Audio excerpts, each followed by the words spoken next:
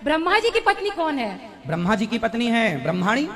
तो लोग सरस्वती माँ को बोलते हैं उनकी पत्नी है, कोई बोलते वो हैं सरस्वती। अब लोगों को ज्ञान नहीं है तो उसका ठेका हम लिए हैं। नहीं गुरु जी, ज्ञान दीजिए। अज्ञान है लोगों के अंदर। लोग कहते हैं कि ब्रह्मा जी ने अपनी बेटी से विवाह कर लिया। कहाँ लिखा है? कहीं नहीं लिखा, मन माना। रुको जरा, सबर करो। सरस्वती जी ब्रह्मा जी की पुत्री भी लगती हैं, पत्नी भी लगती हैं। सरस्वती जी ब्रह्मा जी की पुत्री भी लगती हैं, पत्नी भी लगती हैं। अब आप यहाँ कहेंगे पुत्री है तो पत्नी कैसे? तो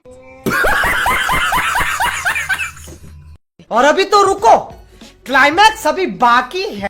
काल ने ज्योत निरंजन ने दुर्गा से बाई फोर्स विवाह किया और फिर इन 3 पुत्रों की उत्पत्ति हुई।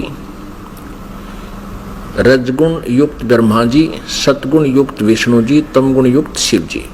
ये तीनों पुत्र युवा हो गए और कार्य करने योग्य हो गए, सृष्टि की स्थिति ये संभालने योग्य हो गए। फिर इनसे कहा कि तीनों से कहा कि जाओ तुम सागर मंथन करो। आदेश दुर्गा को देता है ये ब्रह्म सरपुरुष क्षर ब्रह्म, और दुर्गा इन बच्चों से कह देती है कि जाओ तुम सागर मंथन करो। आगे से काल ने सब व्यवस्था कर रखी थी। प्रथम बार जो सागर मंथन हुआ, इस काल ने क्या किया कि अपने श्वासों से 4 वेद छुपा दिए उसमें समुद्र में। सागर मंथन करने से वो 4 वेद बाहर आए, लिपिबद्ध हुए वे।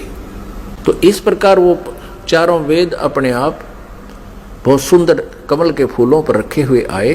ब्रह्मा ने 4 उठा लिए।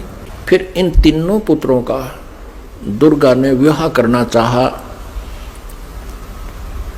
आकाशवाणी की उस काल ब्रह्म ने सरपुरुष ने दुर्गा जी से कि दुर्गा तो इन तीनों बच्चों को पुनः सागर मंथन पर भेज दे और वहां इनका विवाह करने के लिए तू ही 3 रूप बना करके 3 लड़कियों के रूप से निकलना है। अब श्री देवी ने 3 रूप बनाए, गुप्त और समुद्र में छुपा दिए। उधर से तीनों पुत्रों से कहा कि जाओ बेटा तुम सागर मंथन करो। उधर से ये काल सब व्यवस्था कर देता है। इन्होंने जाकर के सागर मंथन दूसरी बार किया तो 3 लड़कियां बाहर आई। अब माता ने कहा था बेटा जो पहले निकले उसकी पहचान कर लेना अलग अलग, दूसरी बार जो निकले उसकी पहचान तीसरे के। तो तीनों ने आगे पीछे कर लिया, उनको मां के पास ले आए। दुर्गा ने पूछा पहले कौन सी निकली थी कि ये वाली। उसका नाम सावित्री रख दिया और ब्रह्मा से कहा कि ये तेरी पत्नी रूप में होगी।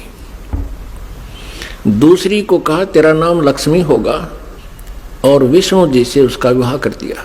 और तीसरी से कहा कि तेरा नाम उमा होगा और उसका विवाह शिव जी से कर दिया। अब यहां से इस एक ब्रह्मांड में काल सृष्टि प्रारंभ हुई। इस क्षर पुरुष का परिवार प्रारंभ हुआ।